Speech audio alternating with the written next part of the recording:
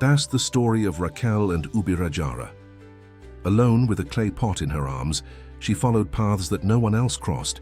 She was invisible to the village until that day. Between rocks and vines, the eyes of a jaguar stared at her. When the attack seemed inevitable, an arrow crossed the air. From above, a young Apache was watching. From there, silent gestures would change both their destinies. Watch until the end and discover why this simple exchange transformed everything. Subscribe to the channel and learn about this real story of courage and recognition. The dense forest. A veiled Ojequitiñoña muffled any distant sound when Raquel left with the clay pot resting on her hip. The stream was a half-hour walk from the small community of Aguarasa, and she knew every stone on the narrow path that wound through the mountains of Minas Gerais. At 18, Raquel carried the weight of silence on her shoulders. The other, young women in the community, said her quietness was a lack of charm, that she would never marry for being too withdrawn, without the flirtatiousness that men sought. "Reserved girl," they whispered as she passed, as if that were a flaw. Raquel simply continued on her way, eyes downcast, accustomed to being invisible. The youngest daughter of Seu Teodoro, who had passed away 3 years ago after a mysterious fever, she was left to help her mother with the most basic chores. She went down to the stream every day, fulfilling her duty without complaint. She carried the fresh water that supplied the mud and stick house where she lived with Dona Zulmira, while her brothers worked in stone extraction or temporarily migrated to cut sugarcane in São Paulo. That morning, however, the forest seemed different. There was a strange silence, the kind that announces change. The trail was damper than usual, with recent tracks that her attentive eyes quickly recognized. Mountain lion. Raquel stopped, hesitant. Should she turn back?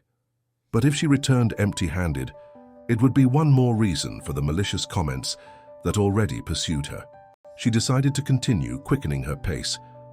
It was when she rounded the bend by the bamboo grove that she saw the yellowish eyes among the foliage. The mountain lion was crouched, its tense body ready to pounce. It wasn't an old or hungry animal, it was strong, territorial. Raquel felt the blood freeze in her veins. The pot slipped from her hands and shattered on the stones with a crash that seemed to awaken the feline even more. She backed up, but her back met the stone wall. There was nowhere to run. The animal advanced one step, then another. The seconds stretched like rubber, while Raquel's heart beat so hard she could hear her own pulse in her ears. Suddenly, a whistle cut through the air, followed by a dull thud. An arrow stuck in the trunk beside the mountain lion, startling it. 2 more. Arrows came in sequence, forcing the animal to retreat. The mountain lion growled but finally gave up, disappearing among the bushes with quick, fluid movements. From the top of the slope, a figure descended with impressive agility. It was a young man with bronzed skin and long black hair. He carried a traditional bow on his back and wore only a cotton loincloth and necklaces of red seeds. Raquel recognized him immediately. He was a Maxakali from the village that was a 2-day walk from there in the higher lands of the mountains. The two communities maintained a respectful distance, with rare encounters at the trading fairs that happened twice a year. The young warrior approached cautiously. He had a cut on his shoulder, probably from moving through the thorns to get the angle for his shot. His eyes were intense but not threatening. Raquel remained motionless, unable to speak. Fear still paralyzed her, but there was something else, a curiosity, a recognition she couldn't explain. The man extended his hand, showing his palm in a universal gesture of peace. Then he pointed to the path back, as if indicating she should return. Raquel nodded, still trembling. She managed only to murmur an almost inaudible thank you before running back to the village, leaving behind the shards of the pot and the stranger who had saved her life. When she arrived home, breathless and empty-handed, Dona Zulmira immediately noticed something had happened. "Girl, where's the water? And why all this trembling?" The words stumbled out of Raquel's mouth. She spoke of the mountain lion, the arrows, the Maxakali man. Her mother's eyes widened. She made the sign of the cross and ran to call Seu Juvenal, the former foreman who now served as a kind of leader for the community. In minutes, the news spread like wildfire. The men gathered, discussing the danger of mountain lions and the presence of indigenous people so close to the community. The women surrounded Raquel, alternating between expressions of concern and comments about the danger of walking alone. "You shouldn't have." "Gone. These lands are increasingly dangerous," said Donna Nusa, pressing her thin lips in disapproval. "And having Indians nearby is never a good sign," added another. Raquel just listened, embracing her own confusion. She couldn't stop thinking about that man's gaze. There was no threat there, only a dignity she had never seen in the young men of Aguarasa. That night, lying on her mat, she couldn't sleep.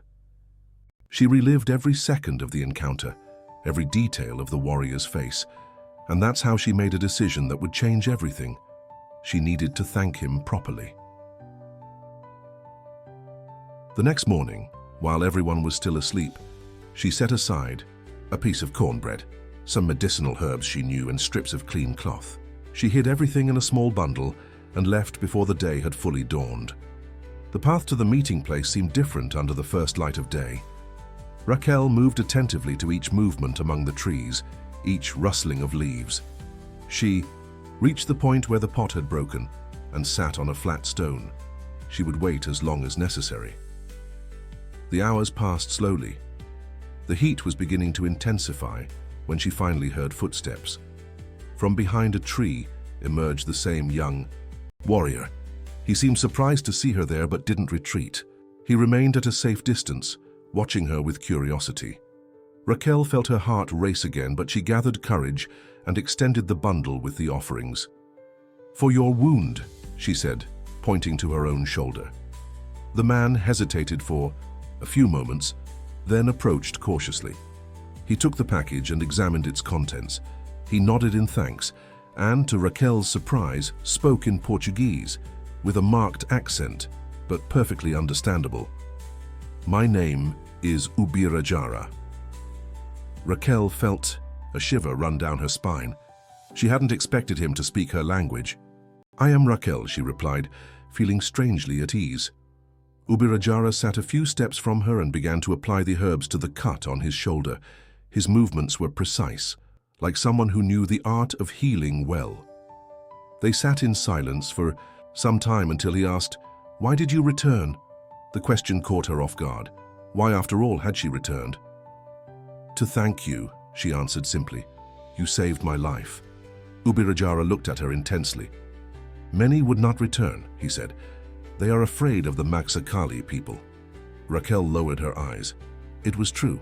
In Aguarasa, indigenous people were viewed with suspicion, if not with contempt. Stories about attacks and witchcraft circulated among the residents, feeding the fear. "I'm not afraid," she said, although she wasn't sure if it was true. Ubirajara smiled for the first time. "You have courage." The sun was already high when they said goodbye. Raquel returned to the community thoughtfully, carrying more questions than answers. In the days that followed, she couldn't get Ubirajara out of her mind. Something about him intrigued her, the dignity, the gentleness contained in every gesture. Without realizing it, she began to invent excuses to return to the stream, always hoping to meet him. And sometimes, he was there. The meetings, initially brief and silent, began to extend. Ubirajara told her about life in the Maxakali village, the traditions of his people, the difficulties faced with the diminishing of their ancestral lands. Raquel spoke little but listened attentively. Each of his words opened a world she had never known. After weeks of these secret meetings, Ubirajara made an unexpected invitation. "Come to know my village." Raquel hesitated. Visiting the indigenous village would mean crossing an invisible but powerful border. "Your people won't accept me," she argued. Ubirajara shook his head. "You're not like the others, you have respect. The elders will see that." Raquel knew she should refuse, but something inside her yearned to accept. They arranged that he would come for her at the next full moon at their usual meeting place. Upon returning home that afternoon, Raquel found Donna Zulmira with a worried expression. "Where have you been going every afternoon, girl? People are talking." Raquel's stomach contracted. She knew she couldn't hide her meetings with Ubirajara forever. "I just like to walk, mother," she lied. unable to look the woman in the eyes. But suspicions had already begun. Juvenal, the community leader, called her for a conversation the next day. With his authoritarian manner, he questioned her about suspicious wanderings near indigenous lands. Raquel denied it, but her voice trembled. Juvenal looked at her with distrust. A proper girl doesn't wander alone in the forest, and if you're meeting outsiders, that's even worse. His words carried the weight of threat. That night, Raquel cried silently. She felt divided between the world she knew and the one she was beginning to discover through Ubirajara. The full moon was approaching, and with it, the decision she would need to make. On the appointed day, she left home before dawn, leaving only a vague note for her mother. She found Ubirajara waiting for her at the agreed place. He brought a small package of leaves, which he offered to her. Inside was a necklace of red seeds, similar to the one he wore. "Protection for the journey," he explained, helping her put on the adornment. The path to the Maxakali village was arduous. They climbed the mountain through almost invisible trails that only trained eyes could follow. Raquel felt her muscles protest, but she didn't complain. With each step, she felt more distant from Aguarasa and everything she knew. At dusk, they sighted the first huts of the village, arranged in a circle in a clearing among centuries-old trees. Children ran to see the visitor, hiding behind adults who approached with distrustful expressions. Ubirajara spoke quickly in his native language, introducing Raquel. An old woman with white hair and a face marked by deep wrinkles approached. It was Iara, the tribe's healer. She examined Raquel with penetrating eyes, as if she could see her soul. After a long moment, she nodded and extended her wrinkled hand. Raquel held it, feeling the skin calloused by decades of work with herbs and plants. That's how Raquel spent her first night in the Maxakali village. Accommodated on a mat of woven straw inside Iara's hut, she watched, fascinated, the preparations for the communal dinner. The women cooked in large clay pots, while children ran around the central fire. A small girl, approximately 5 years old, approached Raquel timidly. She had large, curious eyes and carried a doll made of straw in her hands. "This is Jurema," said Iara, noticing Raquel's interest in the child. "She lost her mother last summer. The fever took her." Jurema sat next to Raquel, observing her fixedly. Without thinking much, Raquel smiled and began to braid a small bracelet with fibers she found nearby. The girl watched attentively every movement. When Raquel finished and placed the bracelet on Jurema's small wrist, the child smiled for the first time. Something warmed in Raquel's chest. That night she slept lulled by the sounds of the forest and by a strange sensation of belonging. The next morning, Iara invited her to help collect medicinal plants. As they walked through the forest, the old woman taught her the names and properties of each herb. Raquel absorbed everything with genuine interest. Upon returning to the village, Ubirajara was waiting for her. He took her to see the river that ran nearby, where the Maxakali fished and bathed. "You can stay longer," he said as they watched the current. It wasn't a request nor an order, just a statement, an open door. Raquel nodded, without words to express the whirlwind she felt. Days transformed into a week. Raquel learned quickly. She helped in food preparation, weaving, taking care of the children. Jurema became her shadow, following her everywhere. The other women, initially distrustful, began to accept her, impressed with her willingness to work and respect for customs. Ubirajara remained nearby, without demands, without pressure. At night, when everyone gathered around the fire to hear the elders' stories, he sat beside her. The proximity was comfortable, natural. Then, on the 8th day, the messenger arrived. A young man from Aguarasa, breathless and frightened, brought alarming news. The community was in an uproar over Raquel's kidnapping by the indigenous people. Juvenal had gathered some armed men and planned an expedition to rescue her, with or without the authorities' approval. They had 3 days to return her, or there would be consequences. The Maxakali Council was immediately convened. The elders gathered in a closed circle, discussing heatedly in the native language. Raquel waited outside the main hut, feeling the weight of responsibility. She didn't want to be the cause of a conflict between the two communities. When Ubirajara came out of the meeting, His face was grave. "You must return," he said, avoiding her eyes, "to avoid bloodshed." Raquel felt her heart tighten.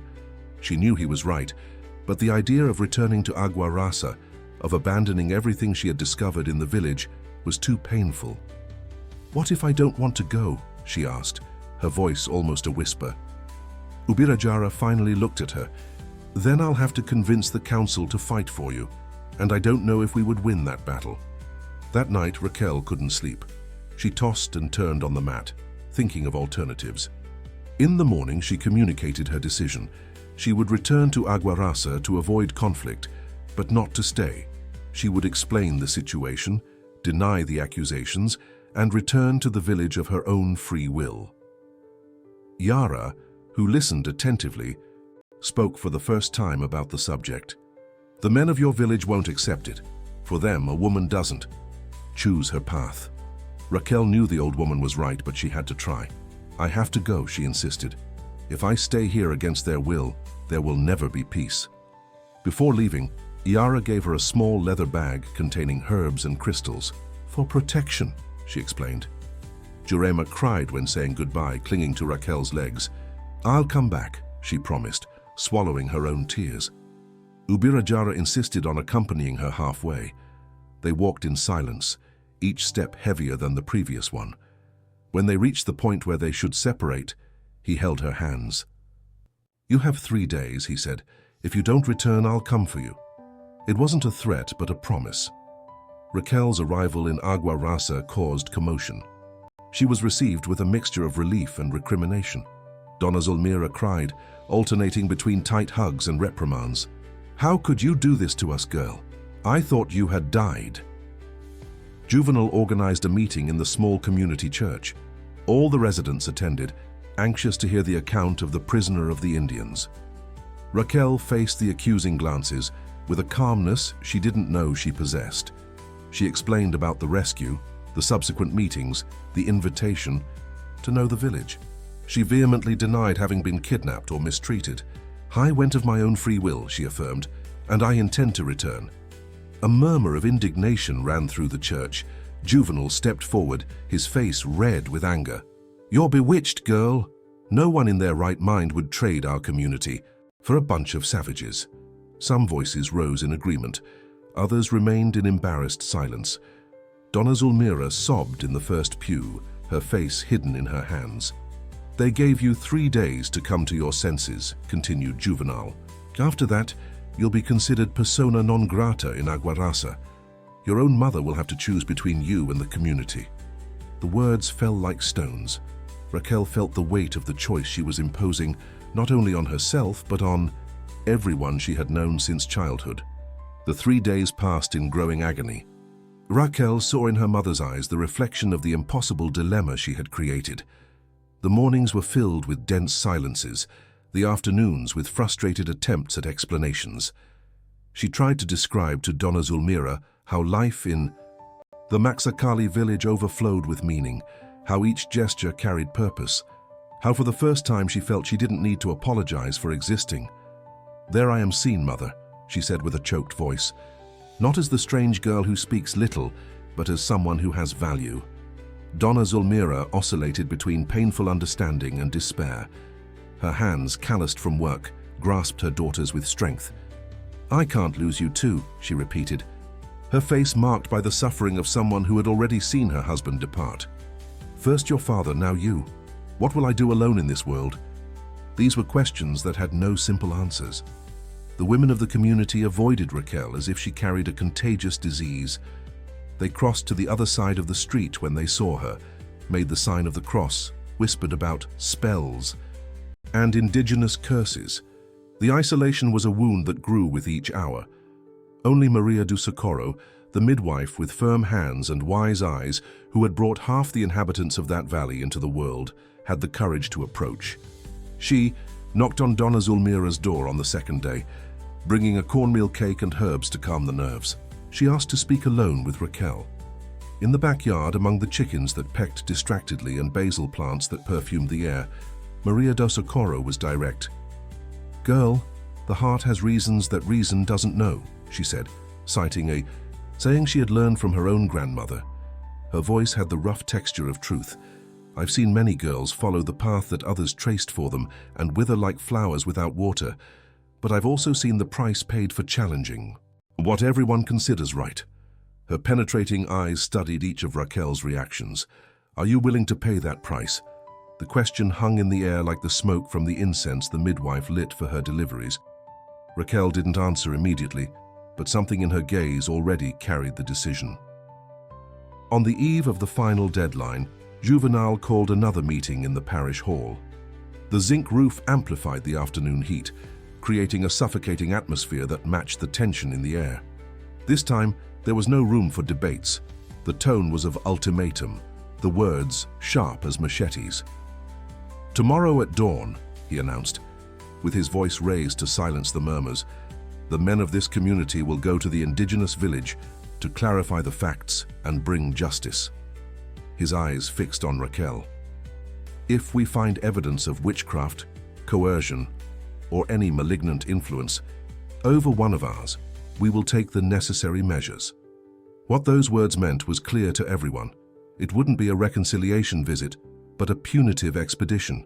The shotguns would be loaded, the machetes sharpened during the night. Raquel felt the blood freeze in her veins. The image of little Jurema appeared in her mind, followed by Yara's serene face, by Ubirajara's dignified eyes.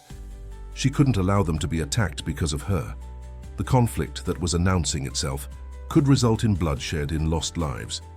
That night, after the silent dinner, Raquel waited for her mother to fall asleep. By the weak light of an oil lamp, she wrote a detailed letter, explaining her feelings and asking forgiveness for the suffering caused. Tears stained the paper as the words flowed. When she finished, she carefully folded the paper and left it on the kitchen table. Then she gathered her few belongings in a cloth bundle and silently left through the back door. The night air was laden with humidity, announcing rain. But Raquel didn't immediately follow the path to the Maxakali village. Instead, she skirted the sleeping houses until she reached Maria do Socorro's dwelling at the limits of the community. The light was still on in the front window.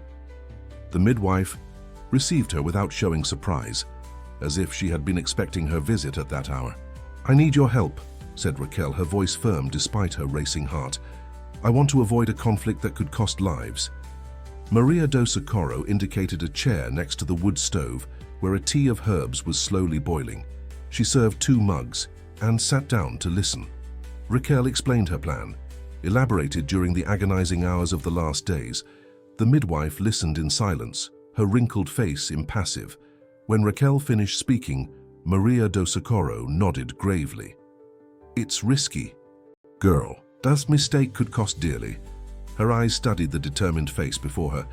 "But it might work, and maybe it's the only way to avoid a greater tragedy." They worked through the night, preparing everything that would be necessary. When the first rays of sun tinged the horizon, the plan was ready to be executed. At dawn, the men of Aguarasa gathered in the central square. The group was larger than Raquel had imagined, almost 20 men armed with hunting rifles, machetes, and even pitchforks. Juvenal, with a leather hat and high boots, distributed instructions with authority. The fate of the punitive expedition seemed sealed. That was when Maria do Socorro appeared, running along the main street, her face distraught, her breathing labored. "Juvenal, for the love of God, the girl Raquel is in the chapel, in convulsion." A high fever came on during the night out of nowhere. The news caused immediate commotion.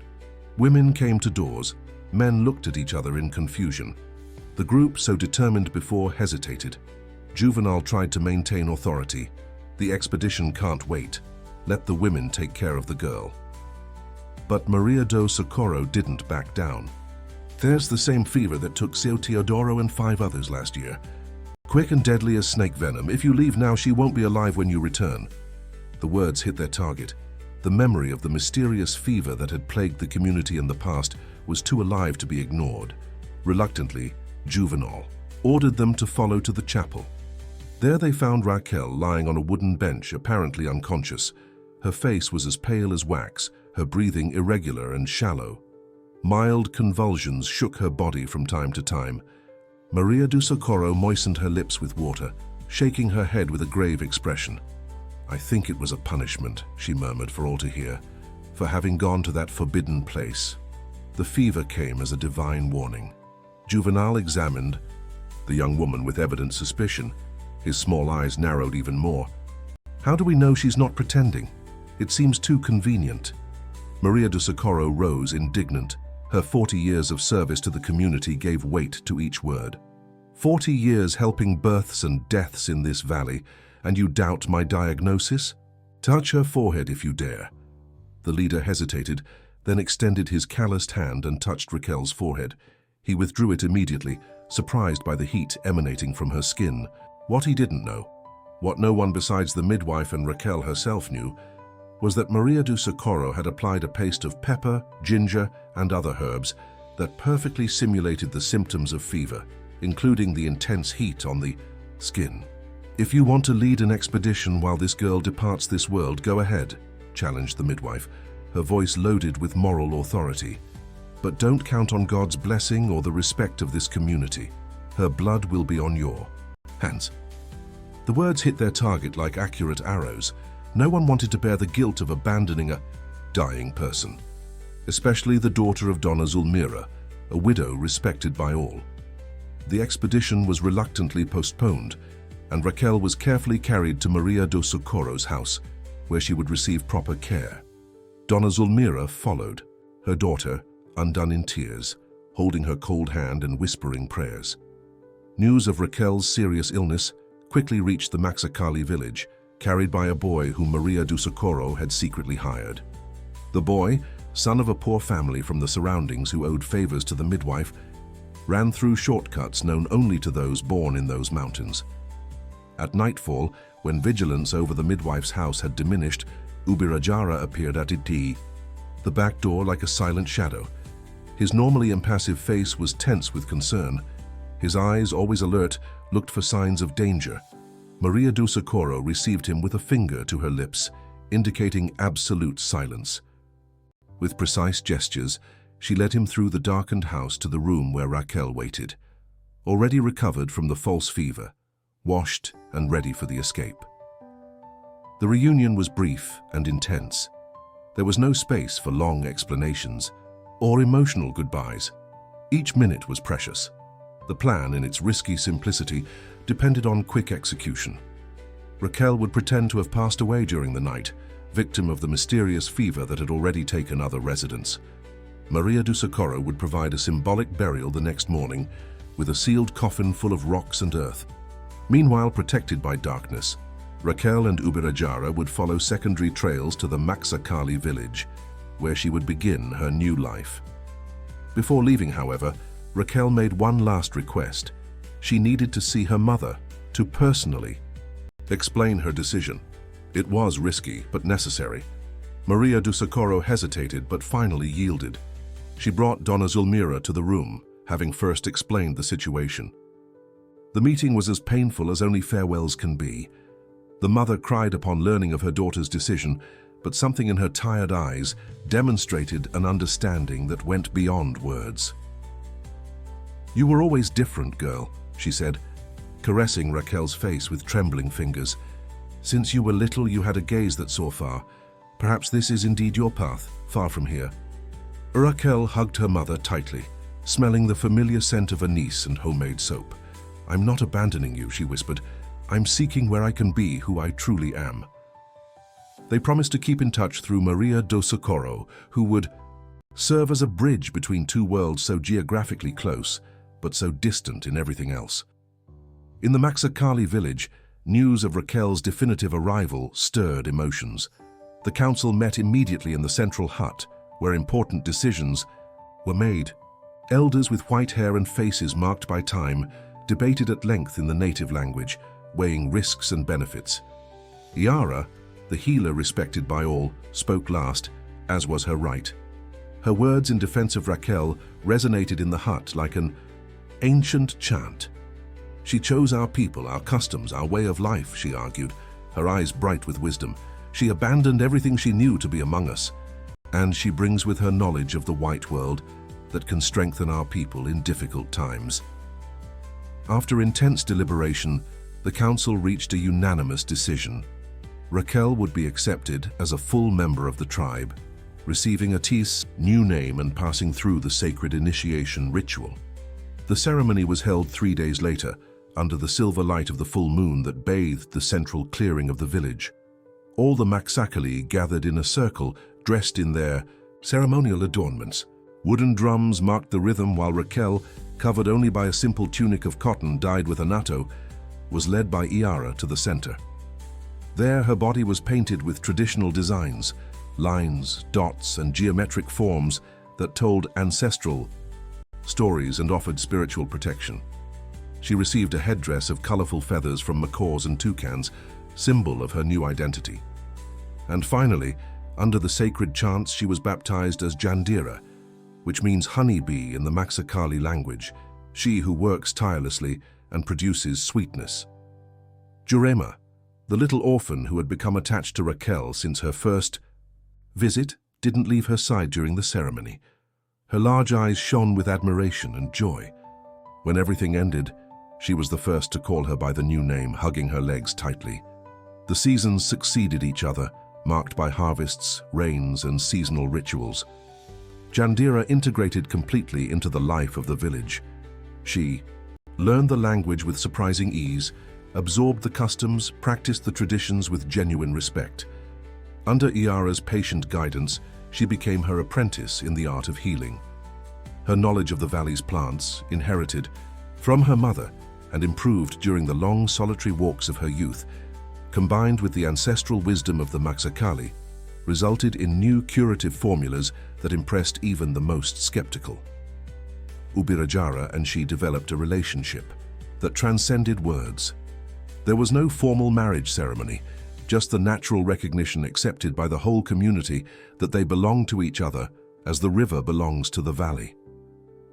They built their own hut at the eastern edge of the village, from where they could see the sunrise. And it was there that they began to live with Jurema, whom they adopted as a daughter, forming a family that defied borders and prejudices. The small community of Aguarasa continued to believe in Raquel's death. A small grave in the local cemetery, covered with wildflowers that Donna Zulmira religiously renewed each week, marked her supposed passage through the world. Only Donna Zulmira and Maria do Socorro knew the truth, guarding the secret like a precious treasure. From time to time, through the midwife, the mother received news of her daughter and small gifts, rare medicinal herbs, baskets woven with exclusive patterns, necklaces of colorful seeds that she kept in a special box under the bed. 1 year after Raquel's departure, fate brought a new challenge. A yellow fever epidemic, brought by travelers from the coast, hit the Jequitinhonha Valley with devastating force. Entire communities were affected, including Aguarasa. Medical resources were scarce. The nearest doctor was a 2-day journey away, and medications sent by the government rarely reached those forgotten corners. The sick multiplied and the dead began to be buried without ceremony for fear of contagion. It was then that Maria do Socorro, seeing her community wither, made a risky decision. She sought help in the Maxakali village. She crossed the mountain alone, guided only by the determination to save lives. When she arrived at the indigenous village and explained the situation, she didn't need to beg. Jandira didn't hesitate for a single instant. With the blessing of the council, and accompanied by Iara, Ubirajara, and 2 young warriors, she prepared a large quantity of traditional remedies, infusions, poultices, powders, and ointments. They filled baskets and leather bags with everything that could help combat the disease. They departed at dawn, following the quickest path through the mountain. They arrived in Aguarasa during the night, like silent shadows. Maria do Socorro received them and installed them in the back of her house, transformed into an improvised infirmary. In the days that followed, they worked tirelessly. Jandira applied the knowledge learned from Iara, combining indigenous medicinal plants with techniques she knew from the white world. She treated each patient with absolute dedication, making no distinction between those who had rejected her in the past and the few who had shown her kindness. The result of her work soon became evident. The recovery rate among patients treated by Jandira and Iara was significantly higher than among the others. The news spread quickly. Initially, the residents of Agua Rasa distrusted the indigenous healer that Maria do Socorro had brought.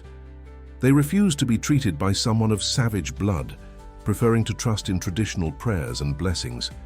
But as positive results multiplied, gratitude began to overcome deeply rooted prejudice. One by one, they surrendered to the evidence that salvation came precisely from those they had always despised. Juvenal, the leader who had so opposed the approach to the Maxakali, was one of the last to accept help. He had lost 2 adult sons to the fever before Jandira's arrival, and his wounded pride prevented him from recognizing that he needed the savages. When he finally yielded, he was at death's door, his body yellowed by jaundice, his eyes bloodshot, the delirium of high fever leading him to converse with the dead. Jandira treated him with the same care and dedication she devoted to all other patients. For 3 days and 3 nights, she didn't leave his side, applying herbal compresses, administering bitter infusions, monitoring every change in his condition. When Juvenal finally regained consciousness, free from the fever that had almost taken him, he found beside his bed the figure of an indigenous woman with delicate features, elaborate facial paintings, and a serene gaze. He didn't recognize in her the shy girl he had once expelled from the community. After his complete recovery, the community leader sought out Jandira, still without knowing her true identity. The once arrogant man was visibly changed, not only by the confrontation with his own mortality, but by the lesson in humility he had received. "I never thought I would say this to someone of your people," he admitted, with evident difficulty in finding the right words, "but thank you for saving my life and that of so many others." Jandira smiled under the facial paintings that partially concealed her features. "There is no division when it comes to preserving life," she responded, with the serenity she had learned in her journey. "The same blood runs in all veins, the same pain inhabits all hearts."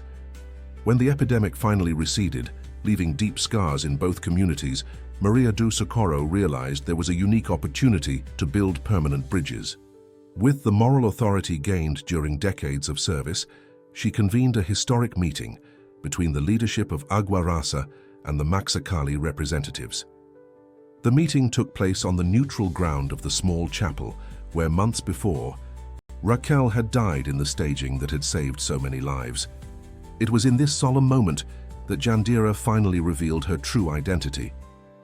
She removed the facial paintings that protected her and faced Juvenal and the other leaders with a clean face, the same eyes that one day had been invisible to them. The initial shock was profound. Exclamations of surprise and disbelief echoed off the chapel walls. But they soon gave way to something more powerful, a collective recognition of the transformation that had occurred. The shy and invisible girl had become a woman of power and wisdom, capable of transcending cultural barriers to save those who had rejected her. The Council of Agua Rasa, now led by a Juvenal transformed by the experience of near death, proposed an unprecedented agreement, cooperation and mutual respect with the Maxakali, peoples who for generations had lived in worlds separated by prejudice and fear. They established regular trading fairs, sharing of medicinal knowledge and support in times of crisis. Donna Zulmira, present at the meeting, couldn't contain her tears upon seeing her daughter revealed before everyone. She crossed the hall with trembling steps and hugged Jandira, fusing in a single gesture the love of a mother and the respect for the woman her daughter had become. "Now I understand why destiny chose this path for you," she whispered between sobs. "You always saw beyond what we could see. You were always the bridge we didn't know we needed."